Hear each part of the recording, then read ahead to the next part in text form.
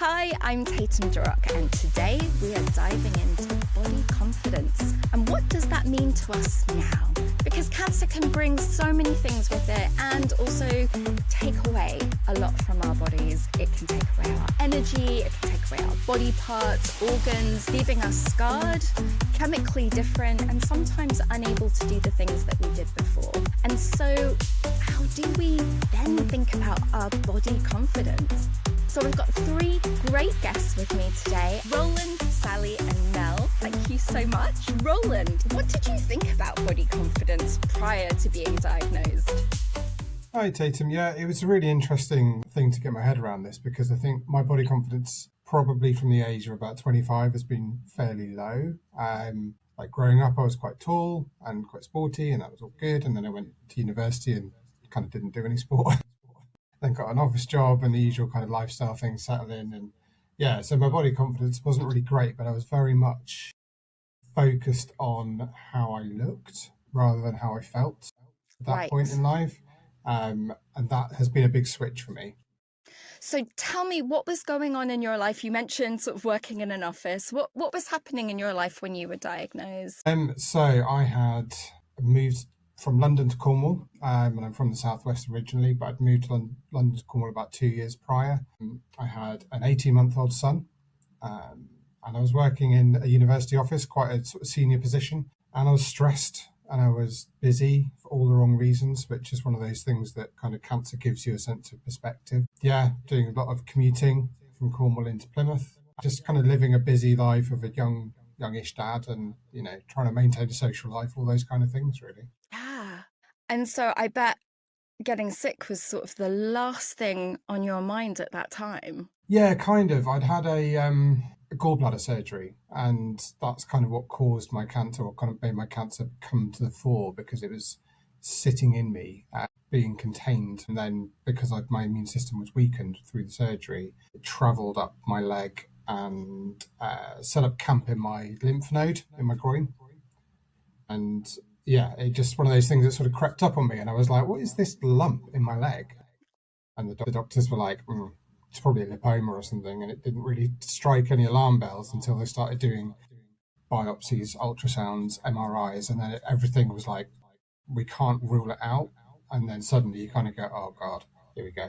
So can you tell me a little bit about your diagnosis and what kind of treatment you've had? I was diagnosed with a metastatic malignant melanoma. I always have to pause before I say that to make sure I get it right. It's skin cancer inside me, essentially, rather than on my skin. The primary was it stubbed my toe, my big toe, and that caused cancer, but it stayed in my big toe until my um, immune system was suppressed. And yeah, I had to have that removed. And then it was 4 weeks of radiotherapy. Then it was fine for a couple of years. And then it came back. So that was 2016, came back in 2019 as a tumor wrapped around my pancreas, which caused me to have essentially developed type 1 diabetes because my pancreas just got squeezed until it stopped. And I presented at hospital with acute ketoacidosis. That was the bigger shift because I had to have this big surgery, remove my pancreas, most of my stomach, my spleen, my duodenum, this whole kind of extreme weight loss program of just removing your organs, and left with all this sort of scarring, um, diabetes, which obviously has connections to body image as well, body confidence. And also because of the operation on my groin, they'd removed my lymphatic system from one leg. So I had lymphedema, which means my leg just swells up on a daily basis as well. So I have to wear these incredibly attractive compression stockings on my right leg. So yeah, it's all kind of tied up in this kind of 4 year period when my son was growing up, and I really wanted to enjoy that, but I was in and out of hospital a lot and being chopped up and all sorts of stuff. Yeah. I mean, so many different elements in there, kind of thinking about the effect on your body because you've got the surgery, you've got multiple organs have been removed, so all their functions, being left with the diabetes and the scars. And one of the things that you said at the beginning was you used to think about body confidence as being what things look like, and now you're thinking about what things feel like. And how was that process for you of managing that shift, really, of how you felt about the scars and how you felt in yourself? I think there were a few elements there. One is that for my son, I didn't want to kind of be super body conscious in front of him. So if I took him swimming or down to, we live by a beach, so we'd go down to the beach. I didn't want to be kind of like too sort of ashamed to take my top off or whatever, because I didn't want him to sort of, inherit that self consciousness. But from a personal point of view as well, there's, like you say, there's the point where you kind of go, God, I'm proud of my body for surviving all of this. I had a lot of immunotherapy during all those treatments and surgeries as well. And you try and see the scars in that kind of Instagram way of like, oh yeah, I won the battle, that kind of thing. Like my torso is just a really weird shape now, and even if I could do 1,000 crunches a day and I'd still never have a six pack, it would be like a sort of 6.5 and whatever pack. It's just kind of weird bits of stitching and stuff. So you just kind of get comfortable with what you got. And one of the light bulb moments for me was I had to do some post-surgical physio, and the guy doing the physio was saying that, all these organs that you have send messages to your brain all the time that sort of center your body in space. So, how you feel, how you move, all that kind of stuff.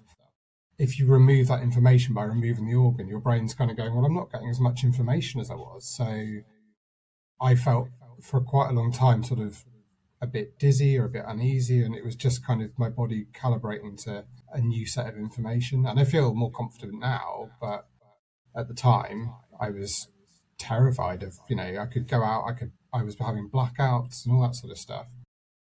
So yeah, it's quite unnerving for a while, but you have to sort of almost start again your relationship with your body and build it back up again. That is such a lovely, really visual explanation of what's going on internally. And I think sometimes we're sort of encouraged to get on with it without thinking about actually those changes have impacts. And in your case, leading to blackouts, that's obviously incredibly serious. But like that framing of your body is trying to do the best it can with less information than it had before. Were you thinking about like how you could give your body a bit more information? To an extent, but I think it was about taking a bit more time as well. To begin with, after the main surgery I had in 2020, basically had a big slice across my middle, because that's where I had 27 staples, and that's where they'd taken this tumor out. So it's incredibly hard to just sit up or get up or move around. And my wife was a big part of that recovery, because it was obviously during COVID times. I wasn't getting a lot of medical help. So she would just say, look, let's just get up and get outside onto the front steps of the house. And then it was like, right, let's just go to the end of the road and build up slowly but surely. And some days you're fine, and other days you kind of go, the world is spinning around me. I don't know what's going on. Yeah. So you have to kind of just accept that some days your body's not up to it. You don't always understand why, but you have to accept that. And I think, that's just, like I say, relearning what you can do. But I think as well, for me, a big part of this is I'm in my mid-40s now.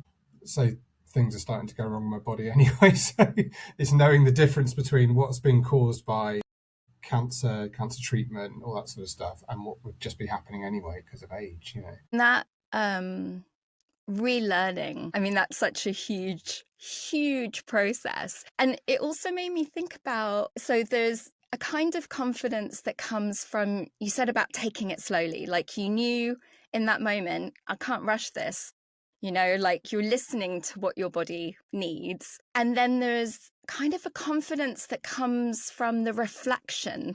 So I'm thinking about your son and your partner, kind of what you want going out and what people see coming in, which is kind of another level of it. And I'm wondering for you, like those moments that like you feel it bubbling up internally, is there usually something that you've done, whether it be, something more than you thought, or the opposite when you're like, actually, I'm doing none of this today?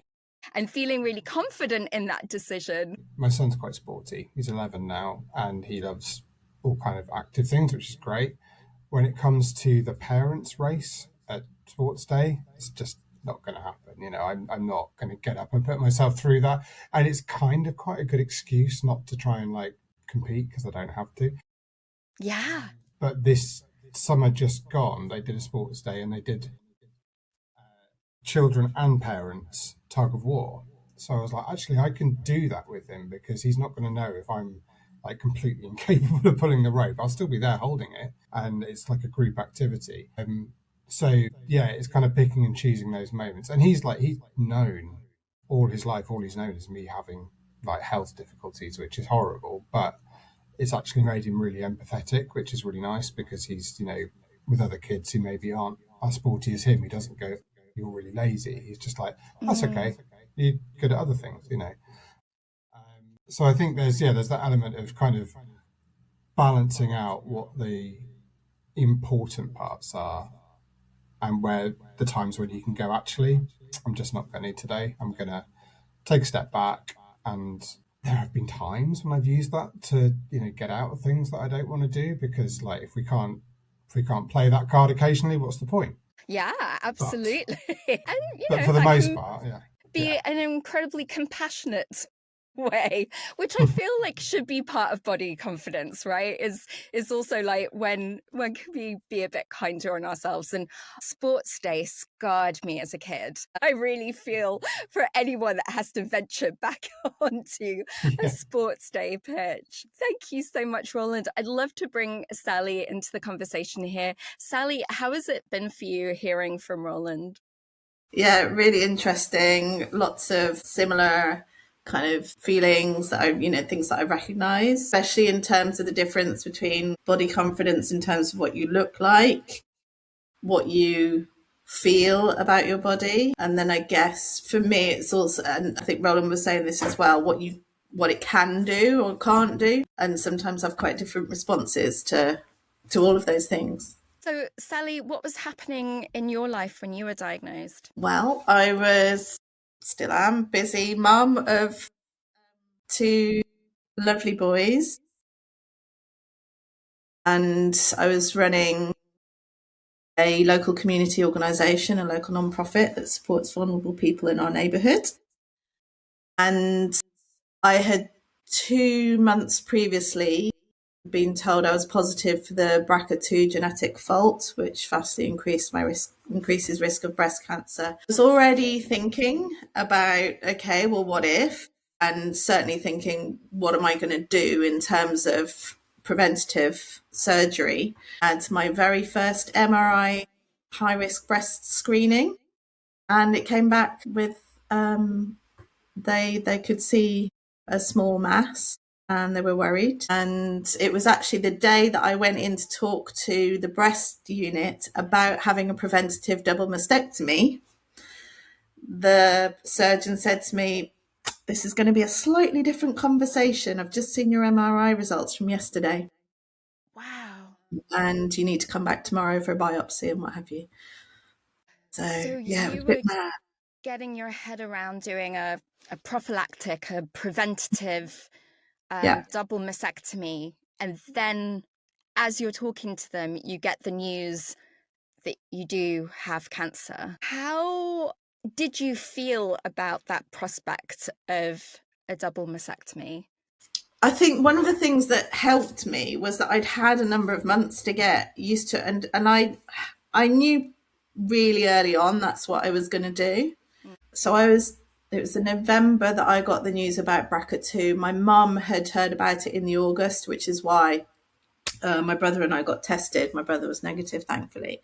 So I'd had a good few months thinking about this and wondering, oh, what if, what would I do? And I felt straight away, really, that I did not want the risk of cancer. I didn't want the risk of treatment. I've always been scared stiff of chemo. I've known quite a lot of people that have been through chemo. And I was like, right, well, I'll do anything to prevent needing chemo. Not so lucky. Yeah.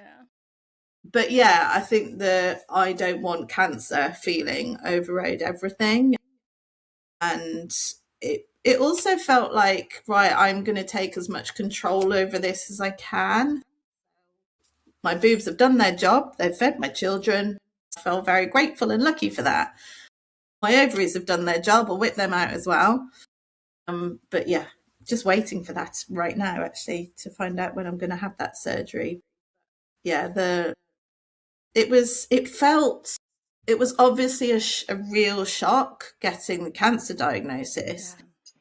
But I'm kind of very grateful that I had all that time thinking about what might or might I not do to kind of help me. It wasn't that I had to deal with everything all at one time, which most cancer patients at diagnosis do have to do, you know? It's interesting how you described that, you know, that shift from thinking about your breasts as their function for you, to thinking about how you would feel, and that feeling of, actually, I've done everything I can, and that feeling of, I will try and avoid as much cancer as possible, and that there was a confidence that came from that feeling. Would that be right in saying?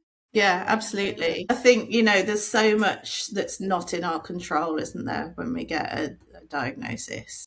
And it helped me to be very firm about what I wanted. But also knowing it really helped. So I chose to go flat, so not have reconstruction. And that was about, why do I want why do I want more surgery? I just couldn't fathom putting myself through that. As much as I knew that going flat might be hard, the other was worse actually for me. But knowing that even now, if I change my mind, I can go back to the NHS, the wonderful NHS, and say, actually, put some boobs on for me, please. You know, and so it really did feel like a choice at a time when there aren't many choices, and you don't know what's going to happen. And it felt that I could, in making a choice, I could also be proud about my decision, about my body as well. Oh, I love that word, proud. And I also think we don't think about decisions like that as being about body confidence, but actually the ability to make those choices that are deeply personal, deeply weighing up how everything's going to make you feel, is a form of confidence, right? How was that choice responded to, like with the nurses and the clinicians, when you said, actually, I don't want reconstruction? Yeah, see, I think that's another way I felt. Yeah, I am really confident about this, because actually there was so much surprise that I'd want to go flat. And I've never considered myself body confident. Haven't particularly ever really liked the way I look.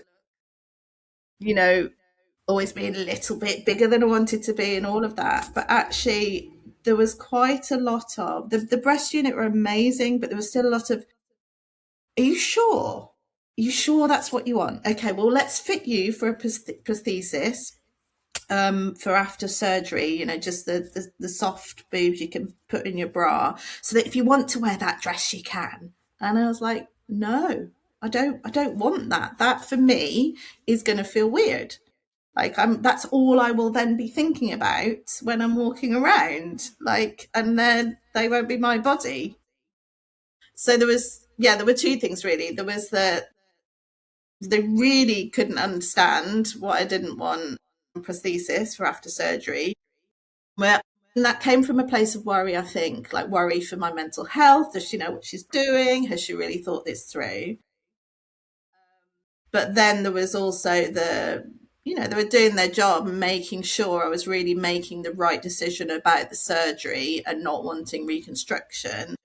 But it was still gosh, wow, okay. Well, isn't that fascinating? Because in fact, I remember saying, well, they've done their job. And I think it might have been the surgeon, who was absolutely lovely, said to me, well, it's just fascinating how every different woman responds. And I thought, well, fine, great. But that helps. Go I on. kind of want to say to that surgeon though, like, shouldn't be like some kind of monolithic block. Like we should all be different and unique because we do inhabit our bodies differently. Some of the things that you've been saying really reminds me of this.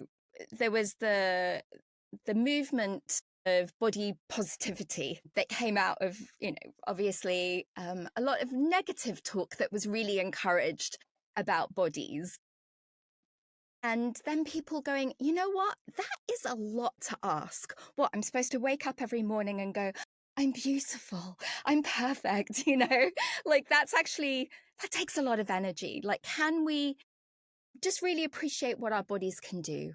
Like some of the things around it were like, yeah, can I make good choices for my body? Can I roll in something that you said, kind of like giving it time, and it's like is really part of this body neutrality movement that, like, I can really hear you saying is that it's really about how you operate inside yourself and make those choices and think of your body as a place that you live in, as opposed to something that needs to be constantly looking perfect.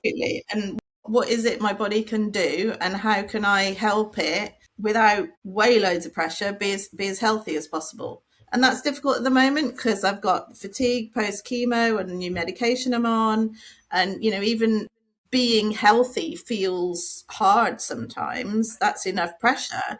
But I wish the body positive movement would be more focused on how we help ourselves be as healthy as possible rather than how big we are or not. It's okay for me not to feel happy that I can't fit in some of my trousers as well. Like that should be okay, because actually that's part of what's happened to me, as well as me doing it myself, eating too much chocolate. But even when I do that, it's because I've got a horrible taste in my mouth and I want to. It's also just because I really like chocolate, but like it's really important that it's part of my confidence comes from being able to know when it's not right for me, and if there are some things cancer has done, which I can't control how tired I get after I've done loads of work managing not doing too much or doing enough exercise or whatever. But there's some things that maybe I can, and it might be about, it's about finding out what those things are in terms of making myself happy with how I am. Yeah, like with fatigue, you can't do everything. And I love also that prioritizing that, it's okay to feel frustrated, and it's okay to feel a loss, and it's okay to feel annoyed, and Yeah, exactly. and there is a grief in there. There's a grief when your body looks, feels, behaves differently. And even the most confident person in the world, actually, if you weren't acknowledging that, would it really be confidence, or would it just be denial? Because yeah, that's it. I know for me, if I have a meltdown in front of my wardrobe, that's often where I've always had meltdowns. It always came out in front of my wardrobe, and maybe it's just a safe place to channel those other emotions. That's an outlet for me, and has always been. And so if I was like, oh, I'm never going to have one of those again, I don't know if that would be great for me. Actually, I think it's part of processing those emotions. The thought of a wardrobe, it's a really important thing when you've gone flat. You can be as confident as you like about making the right decision, even about how your body looks, but actually it's very difficult to buy clothes because flat is a much more accepted, or is starting to be more acceptable now and on offer. I see on social media there's plenty of countries where women aren't even offered flat. It's just, right, what reconstruction do you want? But certainly there's far less to choose from in terms of clothing for women. That can be hard because you still want to look nice and feel like you've got nice things on. Absolutely.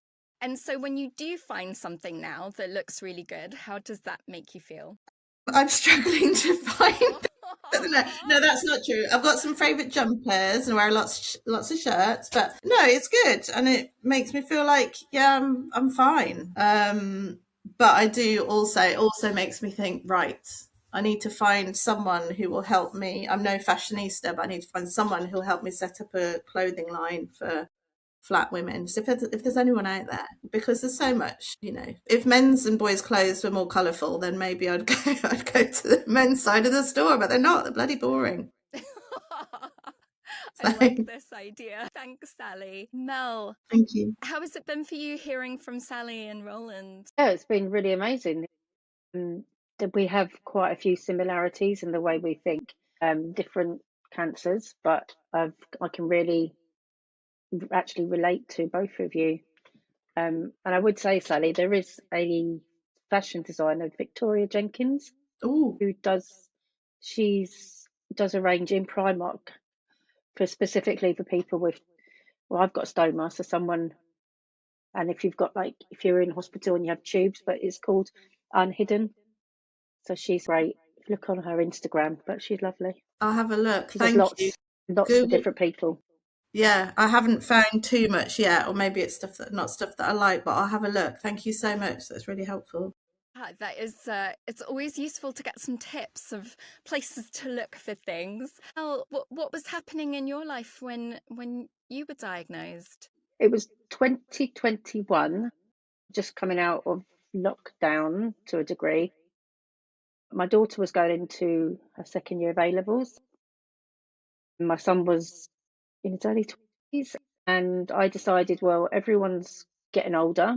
I'm happy with that. I will now look for a full-time position, and I got a full-time job, so I was doing that. Hadn't done that for a long time, so I just was like, wow, this is, I can be me now and be home, and then the kids are fine. But in the October, that's when I started my job, and I was just getting blood in my toilet. And bearing in mind, starting a new job, the last thing you want to be is the off sick. And I really enjoyed it, but I did go to the doctors, and I was very reassured that I was too young at 43 to have any bowel cancers. I hadn't lost an extreme amount of weight. My bloods got done and there was no markers, no family history, and I'd never had piles before.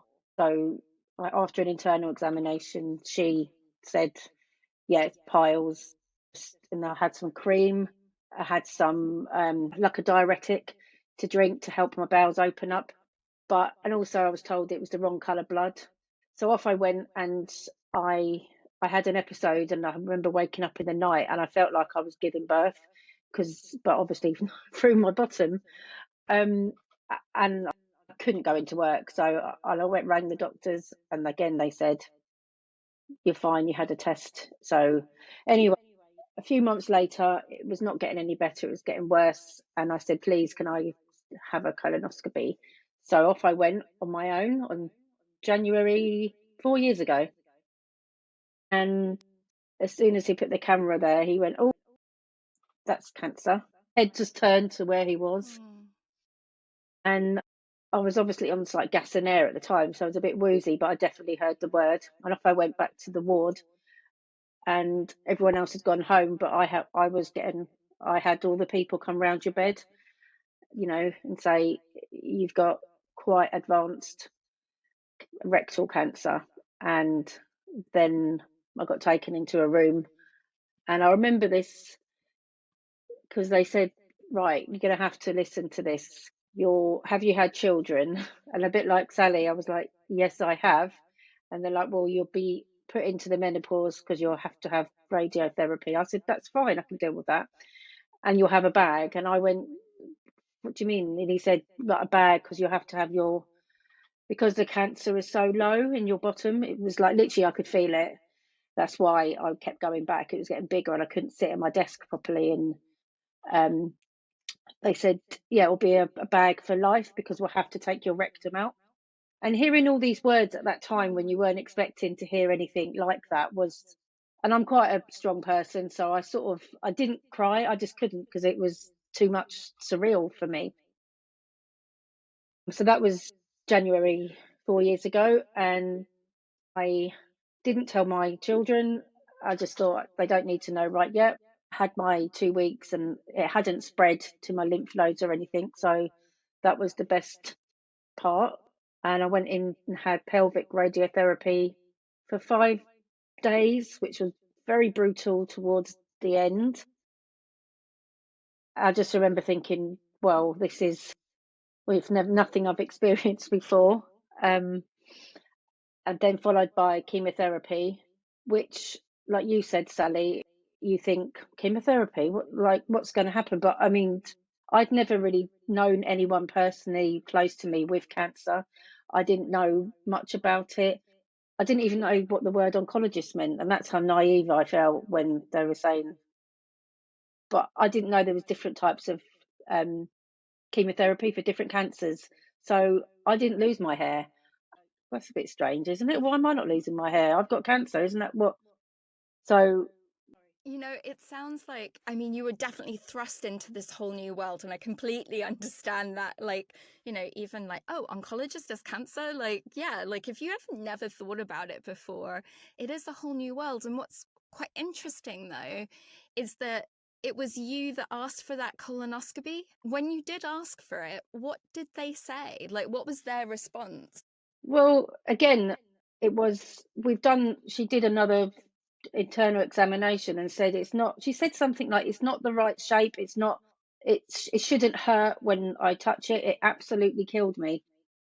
And it was just, basically, I don't like that, but it was like a fob off, but I think it was to shut me up, because I'd been so many times saying, there is blood, it's getting worse, it's sore. But yeah, I just felt like, yes, I've got something. I just said I honestly didn't believe it would be anything more than twisted piles, is what she sort of came away with. I think that's what the last thing I was told. Because that's, again, like a certain type of confidence you were hearing from the, expert, it's all okay. And yet there was something in you that was like, actually, I need more information for this. And taking that step to, which in the end uncovered what you did have going on. And then navigating living with a bag for the first time, with a stoma. And how was that for you? Like, what was your life like? Were you able to do the things that you did before? I mean, I still have my stoma. It's permanent. Yeah. It did shrink enough to have the operation, because they were very clear that if it doesn't shrink, then it's terminal, because it was so low. But it did shrink, and when they did the operation, it had advanced into my vagina. So when they come around and said, "Oh, we took some of your vagina wall out," and I went, "Okay," like, but is everything else all right? I just was, well, he said, I remember he goes, "Well, you'll just have to adapt and use different angles." But that was the least of my worries at that moment in time. It was all clear margins. So I have a stoma bag for life. It's not reversible, so there's different versions of stomas, which I never knew anything about stoma before. And I have a Barbie butt, if you've ever heard of that. It's where your bottom is sewn up, so it looks like a Barbie. I was like, great. And that's been 3 years I've had my stoma, and my confidence body-wise before that, I was a bit overweight. I was happy to go back to the gym after having, the COVID. I wasn't doing a lot in the gym, but it felt like I was starting back. And then I just got shut down in my world to, no, you're going to have all this for the 2022. And you will be left with a stoma. And my confidence, to a degree, didn't change too much, because it's your stomach bit, and I didn't like that bit anyway. But I found with having my stoma, I'm very proud of it, and it saved my life. And it's, we all don't go around looking at people's stomachs going, have they got a stoma bag under there? Or, like you, Sally, are they going, have you got, everyone's busy enough to their own life. So And I've been on holiday, and I wouldn't be parading around in a little bikini anyway. But if I want to wear big bikini pants, I will. And if my stoma bag pops up, it's not poo humming everywhere. It's my enclosed bag, and I'm proud that I'm here to wear it. And there was a big difference between the first 2 years of having a bag and what happened at the end of those 2 years that really transformed that experience for you. When you first come home, you generally have a stoma nurse, and they give you the bag, the supplier, and you carry on. And if that's all you know, that's all you know. Like me, I'm always looking at different things, but this time I just went, right, this is the bag, this is what you do. And it took me 2 years to work out and to find that there was different brands of bags and different suppliers, and you can change. You don't have to go through your stoma nurse. So it happened because I went to an open event day at Colostomy UK, because I run an Instagram for people with stomas, and that's how I learn about this And different what's bag. your Instagram handle? Okay, friends with stomas. And the reason is that because one of my friends, she woke up with a stoma about a year and a half after me from endometriosis. So we both were told different things. So we made a group to say there's so many different versions of what you can and can't do, or what you're told. So I changed to this different bag, who were at Colostomy UK, and I've never had a leak since. And before that, I've been in the O2. I've touched my bag at the bottom, thought, oh, it's a bit heavy, and it's literally burst. So I've had, if you want to call it feces or poo, my clothes and my stomach. So I always used to take out a change of clothes because I couldn't guarantee. I've changed in the car. My daughters had to run down the road and go and get me some clothes. This is in the early days. And then I found this bag, and I've not had one leak in just over a year of using it. So my confidence has gone like this, even though I was, fairly okay with, I knew what to do. And I thought that was what I have to do for the rest of my life, is carry clothes and things. But at the moment, no. I love that. I saw one of your posts on your Instagram saying, like, oh, I have confidence to stay in a hotel room.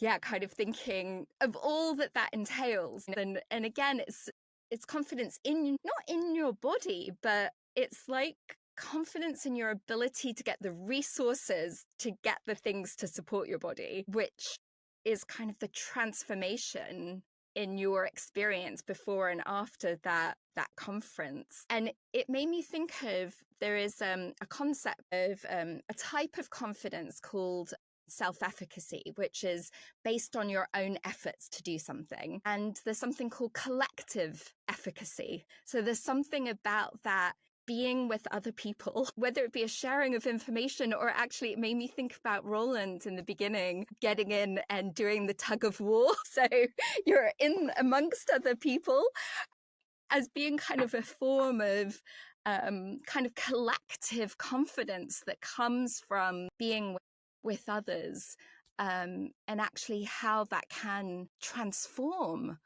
our experience. And Mel, that sounds like, with the previous bags going to the O2, that sounded just like an absolutely nightmarish experience. And I know you've told me you put so much clothes in the bin and, Yeah. to actually then get the right things for you and be able to now do what you need to do. Really been so interesting hearing from all of you, and I'd love to hear from each of you, like, if you are having kind of a day that you're not feeling it with your body, like, is there something that, like, a touchstone for you that you find useful or not useful? I think it's a lot about kindness, really, to yourself. Your body has been through a lot, and it survived it, so deserves a day off every now and again. And I think for me personally, the biggest problem I have with that is guilt, because it's like I don't really want to spend the day lying on the sofa, and I should be living, you get in your head of like, I should be living every day like it's my last, because I've had this, close brush with death and all this sort of stuff. And then you think, well, actually, what I want to do is just sit here and watch 20 episodes of Homes Under the Hammer or whatever, and just zonk out and let my body rest. The other thing for me as well is, like you talked earlier about standing in front of the wardrobe and having that meltdown. And I've had that a few times when I've had to go to like a wedding and you kind of think, oh, I'll put my suit on. You're like, oh God, it doesn't fit in the same way it used to or whatever. Just being comfortable is better than, looking the way people expect you to look. And I'm not talking about turning up in like joggers and a holy old t-shirt or whatever, but people are okay. Like, because with my lymphedema, my foot would swell up and I couldn't fit into nice, like, smart shoes. So I had to like make the shift to, slightly broader shoes and things like that. No one really cares. Like Mel was saying, no one's looking at you going, what's he wearing those shoes for? They're just like, yeah, he's here and that's amazing and I'm glad to have him here and that's cool. So being there and being comfortable is more important than being there and being uncomfortable or not being there at all. Kindness and comfort. Love that. Thank you, Roland. Sally? I think first to say I've done plenty of what Roland's talking about and sitting on the sofa, so I do lots of that. But I also think for me it's getting moving, so you can sort of prove to yourself that your body can still do things.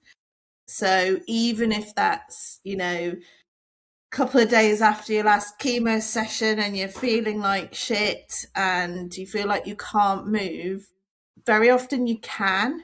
And just even moving down the stairs, or like you were saying, Roland, to the front door or to the front garden, sometimes, well, every time really, it helps our brains to be moving. We're all told all the time, aren't we? It's so important for our mental health. But I think also looking at what your body can do in those times, not to deny what it can't do, but what it can do is, can be really reassuring, even when it's much less than it did before.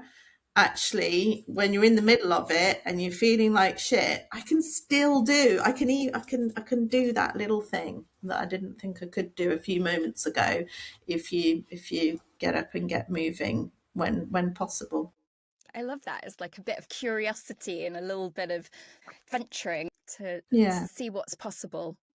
And I imagine on the moments that certain things are like a bit too far away, it's either like, yay, I got here, or okay, back to the sofa.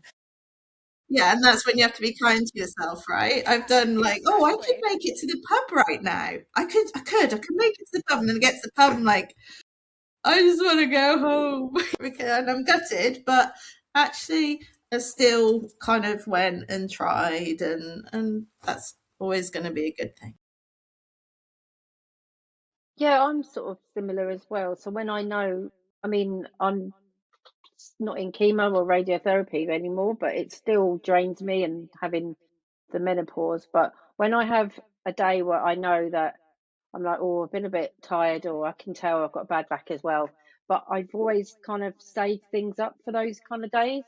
Like, there's things I won't watch at night because it's just cheesy. But if it's cheesy something, I'll save that for a day when I feel tired on TV, or just some life admin that I don't want to do. Or I sometimes plan things when I'm like that. If I'm not out and about, I can plan things, and I have that downtime because it's like forced to do some stuff that I can plan ahead. And I like to sort of have a little rough idea of what I'm going to do in the next few months and tick them off. And if I can't tick them off, they roll over.